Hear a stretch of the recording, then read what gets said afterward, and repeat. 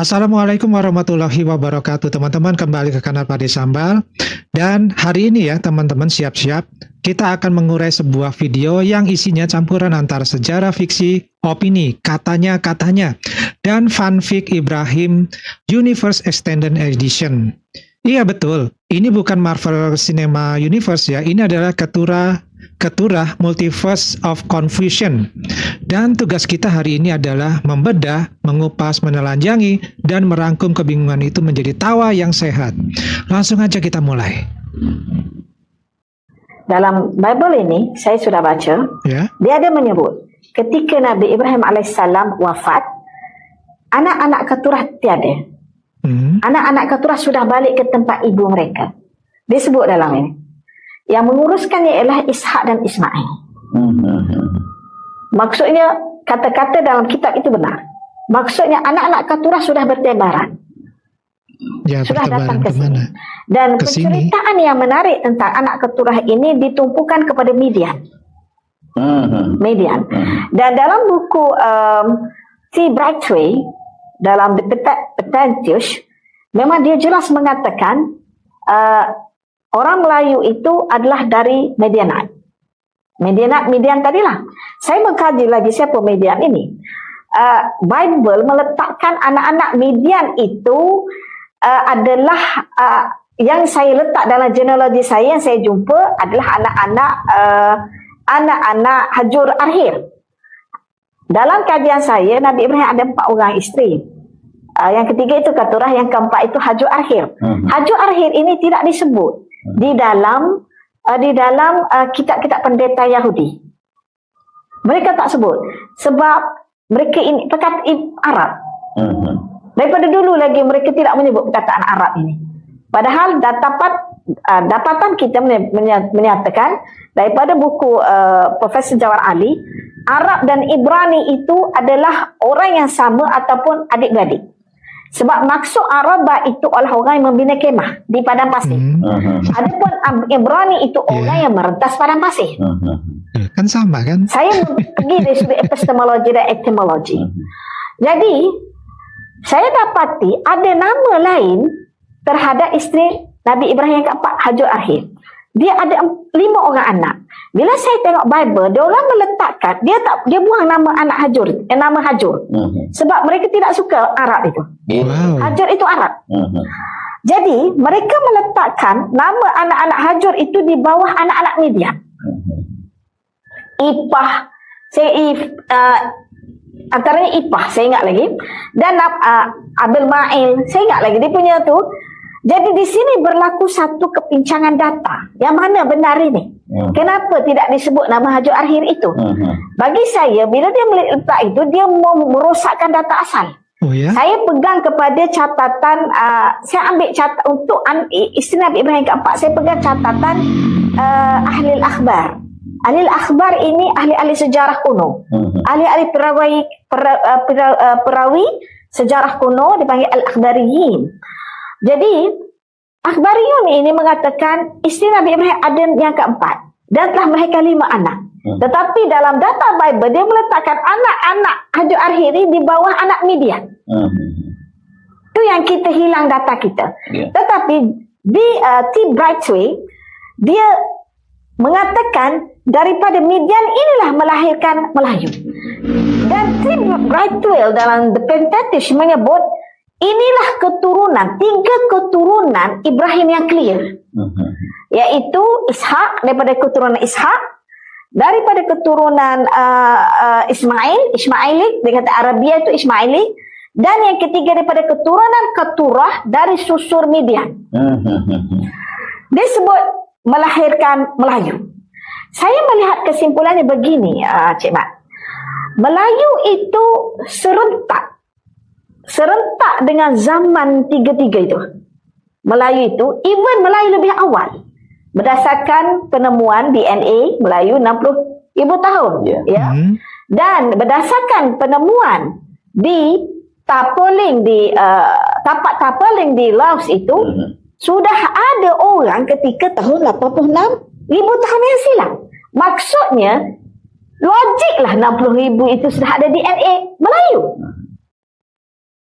Jadi, narasumber dari video itu bilang bahwa Bible menyebut anak-anak keturah adalah sudah datang ke sini. Pengertian datang ke sini ini maksudnya mungkin datang ke Nusantara ya. Oke lah, sebelum kita lanjut nih, pertanyaannya adalah Bible yang mana? Karena Bible ini ataupun yang disebut dengan Injil ya, ini kan banyak versinya, banyak nama-namanya. Apakah ini termasuk kelompok perjanjian lama? Apakah ini masuk kelompok perjanjian baru? Lalu ini Alkitab, ini apakah edisi Palu Gada? Dan yang paling penting, seharusnya disebutkan di situ babnya juga bab berapa, kemudian ayatnya juga berapa. Sehingga orang bisa paham, ya. Dan orang juga bisa menelaah untuk mengkaji ulang apakah benar pernyataan tersebut. Karena kalau cuma bilang Bible mengatakan tanpa ayat, itu sama aja kita bilang, dokter bilang, saya harus makan cilok. Nah, dokter yang mana? Dokter kecantikan kah? Dokter hewan kah? Atau dokter di TikTok? Kita ini butuh koordinasi, bukan perasaan.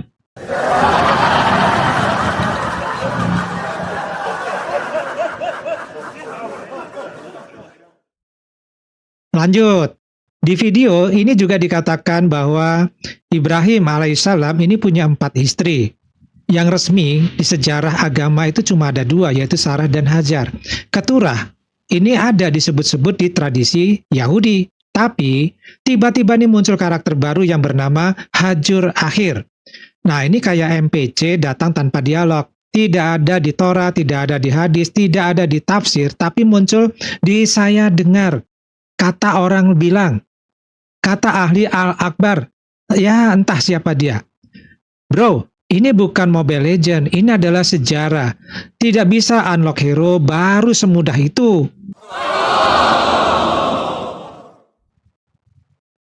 Ini bagian yang Pak Ade paling suka. Ya, narasumbernya mengatakan DNA Melayu sudah ada 60.000 tahun yang lalu sebelum Masehi ini ya. Nah, itu betul berdasarkan penelitian. Jadi ini benar ya. Ya itu dari penelitian ya migrasi manusia yang jelas. Tapi kemudian ini yang nggak masuk akal. Apa gimana ini ya? Bahwa Melayu itu adalah keturunan dari keturah. Bikin kaget bukan? Keturah itu hidupnya pada tahun 4.000 tahun yang lalu. DNA Austronesia 60.000 tahun yang lalu. Ini kayak kita bilang bahwa kakek saya ini lahir pada tahun 1980 karena itu fosil dinosaurus dari 65 juta tahun yang lalu itu adalah kakek saya juga. Wah, Maci, tolong deh jangan begini. Ini melukai perasaan ilmu pengetahuan. Yang jelas di sini bangsa Melayu dikatakan hasil penemuan DNA itu adalah sudah ada 60.000 tahun yang lalu sebelum Masehi. Sementara zamannya Nabi Ibrahim alaihissalam itu sekitar tahun 4.000 tahun yang lalu. Jadi ini jauh sekali jaraknya. Artinya di sini ya, bangsa Melayu itu sudah ada dulu di Nusantara sebelum Nabi Ibrahim alaihissalam itu lahir. Jadi dari mana ceritanya kalau bangsa Melayu itu keturunan dari Nabi Ibrahim alaihissalam dengan istrinya yang ketiga yang namanya Keturah. Itu dari mana coba? Sementara Nabi Ibrahim itu sendiri ini kan umurnya tidak lebih dari 200 tahun. Jadi nggak max ya datanya di sini. Nah teman-teman ini bisa menjadi satu hal yang tentu saja meragukan informasi tersebut karena bertolak belakang ya, kontradiksi sekali. Entah bagaimana, narasumber ini kok bisa mengatakan hal yang kontradiksi, bahkan tanpa menggunakan data yang akurat seperti yang seharusnya terjadi. Ya. Narasumber juga mengatakan bahwa ada seseorang yang bernama T. Brickwell dalam The Pentatos bilang bahwa Melayu itu adalah dari Keturah. Ini Pak Ade ini sudah cari ya teman-teman. Pak Ade juga sudah teliti dan Pade juga sudah cek, dan hasilnya dari pengecekan Pade ini, yang namanya T. Brickwell tidak pernah menulis teori itu. Tidak ada jurnalnya, tidak ada bukunya, tidak ada bibliografinya. Jadi kayaknya ini tokoh yang cuma eksis di dunia maya hati dan pikiran dari narasumber saja. Ini apa ya? Sudah seperti seorang profesor S3 di kampus-kampus yang nggak jelas lah. Ya mungkin kampus cap ayam kali ya.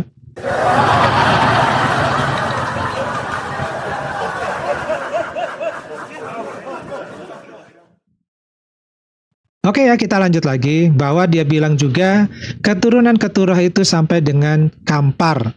Oke, mari kita juga buka sejarah tentang ini. Kerajaan Kampa itu adalah muncul pada abad kedua Masehi. Kemudian Nabi Ibrahim alaihissalam itu hidup sekitar tahun 2000 sebelum Masehi. Tidak ada catatan migrasi Timur Tengah itu menuju ke Nusantara pada 1800 sebelum Masehi. Yang ada adalah Austronesia itu datang dari Taiwan, kemudian jalur laut ini digunakan secara besar-besaran, tidak pernah disambungkan juga datanya ke Nabi Ibrahim alaihissalam. Jadi ketika narasumber mengatakan logiklah mereka sampai ke Kampar, yang logis itu justru sebaliknya. Yang sampai ke Kampar itu cuma teori random, bukan keturunan Keturah.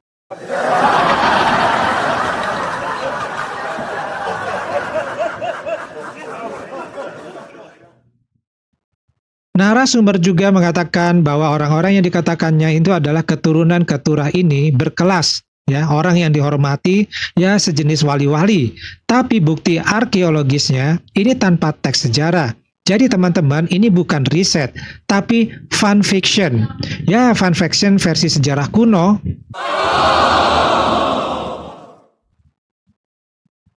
Nah, kebanyakan isi dari video ini adalah saya dengar, saya diberitahu, kata orang, saya rasa. Ini bukan metodologi dari sejarah. Ini adalah metodologi dari warung kopi jam 2 pagi.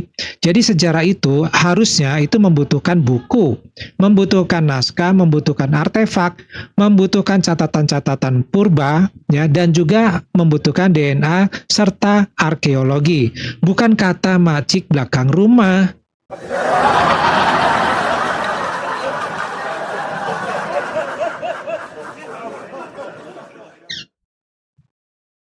Pertanyaannya, kenapa nih teori-teori begitu? Ya, ini sepertinya banyak peminatnya. Bahkan ditelan mentah-mentah, ya. Ya sederhana aja, karena ini menyenangkan. Siapa yang tidak suka kalau dibilang bangsa kita ini keturunan nabi? Kita ada keturunan atau garis langsung dari Nabi Ibrahim alaihissalam. Kita bangsa pilihan. Padahal sejarahnya ini lebih seru seharusnya, bahwa Melayu adalah bagian dari bangsa Austronesia, pelaut yang hebat yang menjajah lautan dari Madagaskar sampai dengan Rapa Nui. Nah, kalau mau bangga, ya banggalah dengan yang faktual-faktual dong. Ya, kalaupun ada sejarah yang digali secara baru untuk merubah sejarah yang lama, ya tentukanlah data-datanya, sebutkanlah sumber-sumbernya yang jelas. Jadi bukan hanya sekedar cerita-cerita yang tidak bisa dipelajari oleh kita untuk bisa mengetahui kebenaran dari cerita itu. Ini kalau kita bicara logika. Keturah ini masanya itu adalah zamannya Israel kuno, yaitu 4000 tahun yang lalu. Kemudian Austronesia itu adalah Asia Tenggara. Ini sudah ada 60.000 tahun yang lalu. Melayu modern ini terbentuk pada tahun 2000 sampai 3000 tahun yang lalu. Sementara Kampa itu ada pada 2 Masehi. Jadi ini sama sekali ini tidak ada bisa bertemu ya. Datanya ini tidak bisa bertemu dari tahunnya saja. Ya nggak nyambung lah gitu. Tidak ada yang tumpang tindih sama sekali. Nah, ini seperti memaksa Joker ini masuk ke film Frozen. Dipaksa-paksa tapi tetap aja nggak klop. Kecuali orang yang males mikir, orang yang males riset, ini akan menerima dengan bangga. Oke ya teman-teman, itu tadi bedah satir sedikit terhadap teori-teori fantastis tentang Melayu anak Keturah. Ingat ya, bangga itu kita boleh ya. Tapi jangan sampai rasa bangga bikin kita percaya teori sejarah ala-ala fanfic. Kita punya warisan budaya, ilmu purbakala, sejarah Austronesia yang luar biasa. Tinggal kita gali dan pahami menggunakan ilmu yang benar. Terima kasih sudah menonton. Kalau kalian ini punya video-video lainnya, ngaco lainnya, bisa kirimkan ke Pade linknya. Kita akan bedah sama-sama. Nah, dari Pade cukup dulu. Mudah-mudahan ini menjadikan informasi buat kita bahwa segala informasi yang tidak bersumber dari sumber yang bisa dipertanggungjawabkan itu masuk golongan hoak. Nah, kita harus ya selalu cerdas dan juga selalu teliti di dalam memahami apa yang dikatakan oleh seseorang, sekalipun orang tersebut mengaku sebagai seorang profesor. Daripada cukup dulu, kita ketemu lagi di video yang lainnya. Wassalamualaikum warahmatullahi wabarakatuh. Salam.